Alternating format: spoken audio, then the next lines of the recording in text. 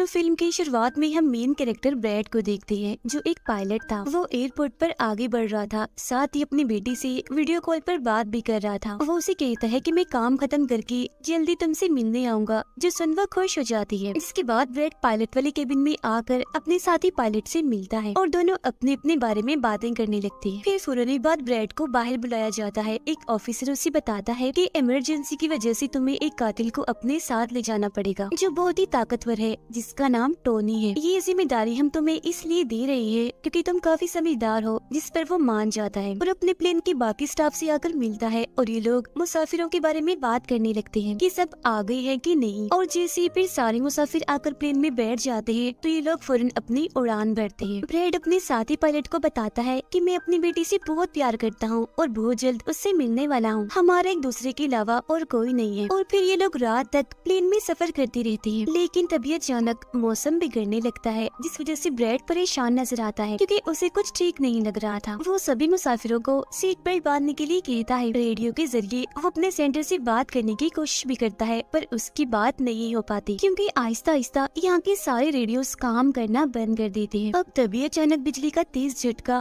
Plane से आकर लगता है, इस वजह से प्लेन हिलने लगता है। ब्रैड को फिक्र होने लगी थी, इसीलिए जब वो सारे मुसाफिरों को देखने जाता है तो उसे सुकून की सांस आती है क्योंकि सब मुसाफिर ठीक थे। पर यहाँ अब धीरे धीरे करके लाइट बंद होती जा रही थी, जिस बीच एक बार फिर प्लेन को झटका लगता है, जिससे ब्रैड गिर जाता है और उसके माथे पर चोट लग जाती है। इस सारी सूरत हाल की वजह से सारे ही मुसाफिरों की हालत खराब होने लगी थी। ब्रैड वापस केबिन में आकर अपने साथी के साथ मिलकर प्लेन को संभालने में लग जाता है। काफी मुश्किल टाइम था उनके लिए क्योंकि एक तो रेडियो काम नहीं कर रहे थे, ऊपर से स्क्रीन पर भी उन्हें आगे का कुछ भी दिखाई नहीं दे रहा था। तब ब्रैड कहता है कि हमें प्लेन को नीचे लाना होगा क्योंकि अगर एक और झटका लगा तो प्लेन तबाह हो जाएगा। तो फौरन ये लोग प्लेन नीचे लेने लगते हैं। सारे मुसाफिर डरे हुए थे। एक औरत फिर अपनी सीट बेल्ट खोल देती है। उसे देखकर टोनी का ऑफिसर भी ऐसा ही करता है। प्लेन क्योंकि नीचे की तरफ जा रहा था तो ऊपर वाली साइड से वो जोर से टकराते हैं, इतनी जोर से कि फौरन ही उनकी मौत हो जाती है। अचानक तेजी से प्लेन नीचे आने लगता है। तब ब्रैड और उसका साथी जल्दी से इसे कंट्रोल में कर लेते हैं। तभी एयर होस्टेस आकर ब्रैड को बताती है कि मुसाफिरों की हालत खराब हो रही है, जिस पर वो कहता है कि सबको संभालो, अपनी अपनी सीट्स पर बैठने का कहो क्योंकि जल्दी हम करीबी एयरपोर्ट पर उतरने वाले हैं। अब ये दोनों देखते हैं कि हम एक आइलैंड के ऊपर से गुजर रहे हैं, तो कोई और रास्ता फिलहाल ना होने पर ये इस आइलैंड पर प्लेन उतारने का फैसला करती है। वो कोई ठीक सी जगह देकर फिर प्लेन को उतार ही देते हैं। हालांकि उन्होंने इमरजेंसी लैंडिंग की थी, पर फिर भी सही सलामत वो उतर ही गए थे। अब ब्रैड और उसका साथी तब खुश होते हैं जब उन्हें पता चलता है कि थोड़ी बहुत बिजली अभी भी प्लेन में है। इसके बाद ब्रैड सभी को नीचे उतरने का कहता है। उधर प्लेन की कंपनी का मालिक भी देख लेता है कि अचानक प्लेन कहीं गायब हो गया है क्योंकि उसने प्लेन को लैंड होते हुए नहीं देखा था और काफी देर से रेडियो खराब होने की वजह से उसका राब्ता भी नहीं हो पाया था, इसीलिए वो थोड़ा टेंशन में नजर आता है। अब एयर होस्टेस ब्रैड को आकर बताती है कि टोनी को लाने वाली ऑफिसर की मौत हो गई है। जिससे ब्रैड को दुख तो होता है, पर वो उसे कहता है कि चलो जो भी हुआ अब बाकी मुसाफिरों का ख्याल रखो। अब सारे लोग इस सोच में थे कि हम यहाँ क्यों उतरे हैं, जिस वजह से ब्रैड सामने आकर बताता है कि इमरजेंसी की वजह से हमें यहाँ उतरना पड़ा। प्लेन में अभी भी थोड़ी बहुत बिजली मौजूद है, जिससे हम बाकी बिजली की चीजों को ठीक कर लेंगे। तब तक आप लोग यहाँ आराम से रहिए, खाना पानी मिलेगा और रहने की जगह भी, और आप लोग घबराइएगा नहीं, बहुत जल्द हम यहाँ से निकल जाएंगे। उधर प्लेन कंपनी के मालिक की मुलाकात एक रेस्क्यू एक्सपर्ट से होती है, जो ऐसे लोगों को खोज निकालने का काम करता है जो मुश्किल में कहीं फंसे होते हैं। कंपनी का मालिक उसे कहता है कि मुझे मेरे प्लेन की सारी डिटेल्स, जैसे कि वो कहाँ गया, उसके वर्कर्स, मुसाफिरों की सबकी जानकारी चाहिए। अब ब्रैड प्लेन के पास आकर उसे ठीक करने में लग जाता है, पर वो देखता है कि प्लेन में पावर बिजली काफी कम है, इसीलिए इनको इंतजार करना होगा क्योंकि रेडियो भी अभी काम नहीं कर रहे। फिर जब वो इस बारे में अपने साथी पायलट को बताता है तो उसका साथी नक्शा देखकर बताता है कि हम एक प्राइवेट आइलैंड पर फंसे हुए हैं। ये कोई आजाद जगह नहीं है, बल्कि यहाँ एक प्राइवेट आर्मी का कब्जा था, जो बुरे लोग थे क्योंकि उसमें सारे ही गुंडे थे, और अगर उन्होंने हमें कोई भी नुकसान पहुँचाया तो गवर्नमेंट भी हमें नहीं बचा पाएगी। जो सुन ब्रैड कहते हैं कि अब कैसे भी करके हमें अपनी रेस्क्यू टीम को यहाँ बुलाना ही होगा ताकि वो आकर हम सबको बचा ले, क्योंकि यही एक रास्ता है यहाँ से निकलने का। अब ब्रैड सबके पास आकर उन्हें बताता है कि किसी खराबी की वजह से रेडियो अभी भी काम नहीं कर रहा, जो सुनकर सारे लोग काफी परेशान हो जाते हैं। ब्रैड उन्हें भी तसल्ली देता है कि हम आइलैंड की दूसरी साइड पर जाकर रेडियो को ढूंढेंगे और अपनी टीम से रेस्क्यू टीम को यहाँ भेजने के लिए कहेंगे, जो आकर आप सबको बचा लेगी, और मेरे साथ टोनी जाएगा। ये कहकर वो टोनी की हथकड़ी खोल देता है और ये लोग आगे बढ़ जाते हैं।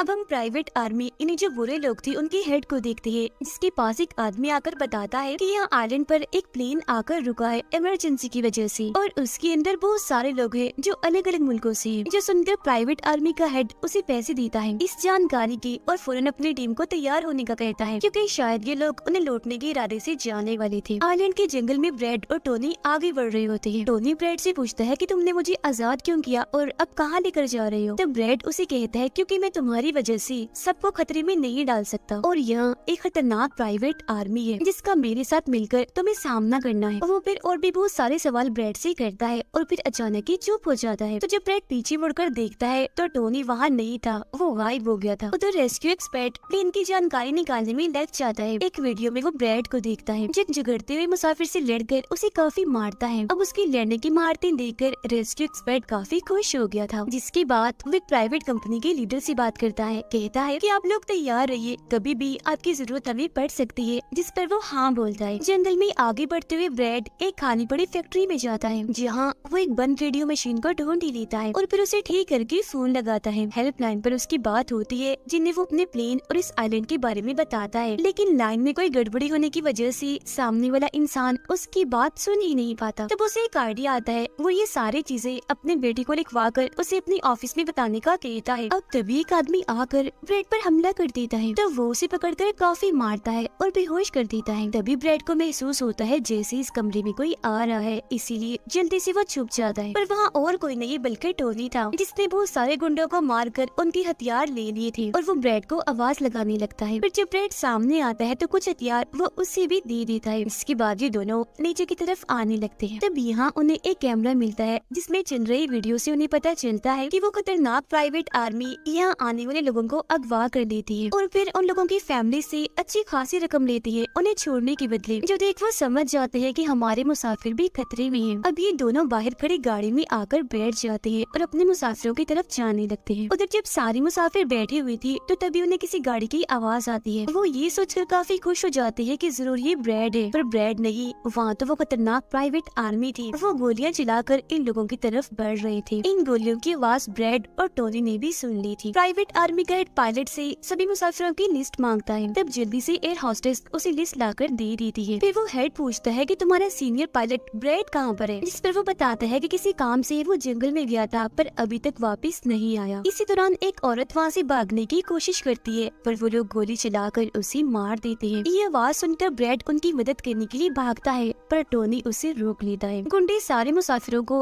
बस में बिठाने लगते हैं, क्योंकि वो इन्हें अपने साथ ले जा रहे थे बंदी बनाकर। उनका लीडर अपने दो साथियों को कहता है कि प्लेन में जाओ और सारा जरूरी कीमती सामान ले आओ, जिसके बाद खुद वो सारे मुसाफिरों को लेकर यहाँ से निकल जाता है। तब ब्रैड टोनी पर गुस्सा करने लगता है कि वो हमारे लोगों को ले गए और तुमने मुझे जाने ही नहीं दिया, जिस पर टोनी उसे समझाता है कि वो काफी बड़ी आर्मी थी, खतरनाक लोग हैं वो, अगर तुम चली भी जाती तो इतनी बड़ी आर्मी से अकेले नहीं लड़ पाते। फिर अभी दोनों दुखी तो थे पर आगे बढ़ जाते हैं और उन दोनों गुंडों को पकड़ लेती है जो प्लेन से कीमती सामान ले रही थी। ब्रैड गन पॉइंट पर उनसे पूछता है कि मुसाफिरों को लेकर कहाँ गया होगा तुम्हारा हेड, जिस पर वो बताता है कि यहाँ एक खाली फैक्ट्री है, वहीं गए होंगे वो लोग। अब रेस्क्यू एक्सपर्ट को ब्रैड की बेटी से उधर की सारी सूरत हाल का पता चल गया था, यानी कि उनका प्लेन वहाँ एक आइलैंड पर फंसा हुआ है और साथ ही वहाँ एक काफी खतरनाक प्राइवेट आर्मी भी है। वो इस बारे में प्लेन कंपनी के मालिक को बताता है, जिस पर वो कहता है कि फौरन अपनी प्राइवेट टीम और रेस्क्यू टीम को भेजो। फिर ये लोग जैसे तैसे करके उस आइलैंड और उनके प्लेन को ढूंढ ही लेते हैं। जब इनके बीच फैसला होता है कि प्राइवेट टीम का लीडर सबसे पहले वहाँ जाएगा अपनी टीम के साथ। उधर एक गाड़ी के जरिए ब्रैड और टोनी फैक्ट्री की तरफ जा रही थी, जिसके पास पहुंचकर ये चुपके से अंदर घुस जाते हैं, जहाँ वो सारे गुंडे मुसाफिरों की वीडियोस बना रहे थे, ये दिखाने के लिए कि कौन सा मुसाफिर किस मुल्क से है। अब प्राइवेट टीम भी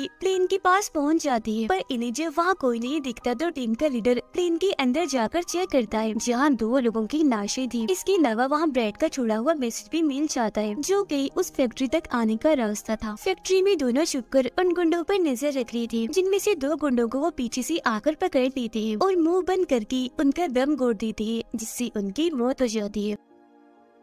फिर ये खुफिया दरवाजे से आगे बढ़ते हैं और एक कमरे के बाहर जा पहुँचते हैं। उस कमरे के अंदर ही सारे मुसाफिरों को कैद किया हुआ था। वहाँ बहुत सारे गार्ड्स खड़े हुए थे, जिन्हें देखकर टोनी को काफी गुस्सा आ जाता है। इसीलिए वो वहाँ पड़ा हथौड़ा उठाकर एक एक करके सभी को मारता जाता है। फिर ब्रैड एक गुंडे से चाबी लेकर उन मुसाफिरों को कमरे से आजाद कर देता है। वो फिर सबको कहता है कि जल्द से जल्द प्लेन के पास पहुँचो, क्योंकि रेडियो के जरिए मैंने मदद मंगवाई है, रेस्क्यू टीम आती ही होगी। जिसके बाद वो सब लोगों को बस में बिठाता है। तभी टोनी उसके पास आकर बताता है कि वहाँ बाहर बहुत सारे गुंडे खड़े हुए हैं, तो हम यहाँ से नहीं निकल सकते। वो जब भी मुसाफिरों को परेशान देखता है तो कहता है कि मैं मुसाफिरों का ध्यान भटकाऊंगा, जबकि टोनी तुम सभी मुसाफिरों को यहाँ से ले जाना। जो कहकर ब्रैड वहाँ से निकलकर गुंडों के पास आता है। उनके हेड से बात करता है कि मेरी टीम यहाँ आ रही है, इसीलिए तुम मेरे मुसाफिरों को छोड़ दो। अब तभी गुंडे आकर उसे मारने लगते हैं और उनका हेड कहता है कि ऐसे कैसे छोड़ दूं, पैसों के बगैर मैं किसी को नहीं छोड़ता। जिसके बाद अब वो गोली से जैसे ब्रैड को मारने वाला होता है कि तभी प्राइवेट टीम यहाँ आकर उन पर हमला कर देती है। वो काफी गोलीबारी करती है, जिसमें बहुत सारे गुंडे मारे जाते हैं। जिसके बाद वो ब्रैड को लेकर यहाँ से जाने लगते हैं। बस में बैठकर निकल जाते हैं। गुंडों का लीडर देखता है कि बाकी गुंडों के साथ साथ मेरा भाई भी मारा गया है, तो उसे काफी गुस्सा आता है। इसीलिए वो अपनी टीम को कहता है कि जल्दी करो, तैयारी पकड़ो और हाँ, किसी को भी मत छोड़ना, एक एक को चुन चुन कर मार देना। गाड़ी में ब्रैड उस प्राइवेट टीम से बात करने लगता है। तब उनका हेड उसे बताता है कि हम छोटी सी प्राइवेट टीम है जो बस तुम्हें यहाँ बचाने की मिशन में आई है, क्योंकि हम कोई रेस्क्यू टीम नहीं है। उन्हें आने में तो अभी और भी वक्त है। जो सुन ब्रैड घबरा तो जाता है, पर कहता है कि कोई बात नहीं, मेरे पास एक आइडिया है। इसके बाद ये लोग भी प्लेन के पास आ जाते हैं, जहाँ सारे मुसाफिरों को टोनी पहले ही ला चुका होता है। ब्रैड फिर अपने लोगों को कहता है कि एक प्राइवेट टीम हमारी मदद करने यहाँ आ गई है और अब उनकी मदद से हम प्लेन को चला लेंगे और फौरन यहाँ से निकल जाएंगे। तो आप सब लोग जल्दी से प्लेन में बैठ जाएं, क्योंकि हम रेस्क्यू टीम का इंतजार नहीं कर सकते, उन्हें आने में वक्त है और अगर हम यहाँ रुके तो उस खतरनाक आर्मी के हाथों मारे जाएंगे। जो सुनकर सारे लोग प्लेन में बैठ जाते हैं, जबकि ब्रैड प्राइवेट टीम के लीडर के साथ मिलकर प्लेन को ठीक करने में लग जाता है। जहाँ तभी वो गुंडे आकर इन पर हमला कर देती है, जिनको देखकर प्राइवेट टीम उन्हें रोकने में लग जाती है और यहाँ दोनों तरफ से ही काफी गोलीबारी होती है। पर इस टीम के पास काफी अच्छी गन्स थी, तो वो बहुत सारे गुंडों को मार गिराती है। ब्रैड टीम के लीडर को बताता है कि मैं अगले 5 मिनट में प्लेन को स्टार्ट कर दूंगा, मतलब कि चला दूंगा, जिसके बाद हम सब लोग उड़ान भरेंगे। फिर वो टोनी का शुक्रिया भी अदा करता है कि तुमने मेरा इतना साथ दिया। फिर ब्रैड गोलियों के बीच से ही होता हुआ अंदर आकर बैठ जाता है और अपने साथी पायलट के साथ मिलकर प्लेन चलाने लगता है। टोनी की गोलियां खत्म हो गई थी और जब वो प्राइवेट टीम का बैग चेक करता है तो उसे वहाँ पैसों से भरा हुआ एक बैग मिलता है। पर फिलहाल पैसों को ऐसे ही छोड़कर दूसरे बैग से गन लेकर दोबारा गुंडों से लड़ने लगता है, जहाँ तब तक ब्रैड भी पूरे प्लेन को घुमा भी चुका होता है। फिर वो प्राइवेट टीम भी प्लेन में चढ़ने लगती है। ब्रैड को प्लेन कंपनी का मालिक बताता है कि मैं तुम्हें कोई महफूज जगह बता दूंगा जहाँ तुम जा सकते हो। सभी लोग तो प्लेन में चढ़ जाते हैं, पर टोनी नहीं चढ़ता। वो पैसों से भरा बैग लेकर वहाँ से भागने लगता है। तब उसे जाता हुआ देखकर प्राइवेट आर्मी उनके प्लेन पर हमला कर देती है। उनका हेड प्लेन के सामने रॉकेट लॉन्चर लाकर उन्हें एक ही झटके में उड़ाने का सोच रहा था, लेकिन उसे टोनी देख चुका था। वो उसे गोली मारकर गिरा देता है, ऐसा करने से रोक लेता है। ये देखकर ब्रैड को बहुत खुशी होती है, जिसके बाद वो अपनी पूरी ताकत लगाकर प्लेन उड़ाने में कामयाब हो ही जाता है। इस वजह से टोनी भी खुश था और वो भी फिर वहाँ से चला जाता है। ब्रैड प्लेन को आइलैंड से दूर ले जाता है, जबकि प्लेन का मालिक उसे एयरपोर्ट का बताता है जहाँ ये लोग जा सकते थे, जो काफी करीब था। तब ब्रैड उस तरफ प्लेन ले जाने लगता है, पर एक बार फिर प्लेन तबाह होने लगता है। इसलिए ब्रैड दोबारा से इमरजेंसी लैंडिंग करवाता है और उनका प्लेन नीचे आने के बाद जंगल के रास्ते आगे बढ़ने लगता है। सब लोगों की जान बच गई थी, इसीलिए वो काफी खुश थे। उधर प्लेन कंपनी का मालिक और उसकी टीम भी बेहद खुश थी। ब्रैड और उसका साथी भी सुकून की सांस लेते हैं कि कम से कम वो उस आइलैंड से तो निकल आए थे और सबकी जान भी बच गई थी। कुछ ही देर में यहाँ इनकी रेस्क्यू टीम भी आ जाती है, जिन्हें देखकर सारे मुसाफिर खुश तो थे, साथ ही ब्रैड की बहादुरी पर तालियां बजा रहे थे। ब्रैड फिर सारे मुसाफिरों को रेस्क्यू टीम के साथ भेज देता है, जिसके बाद वो अपनी बेटी से बात करता है। वो इस बात से काफी खुश थी कि थैंक गॉड मेरे डैड जिंदा हैं। दोनों भाई बेटी बात करके बहुत खुश थे और इसी के साथ ब्रैड की बहादुरी की ये कहानी इधर ही खत्म हो जाती।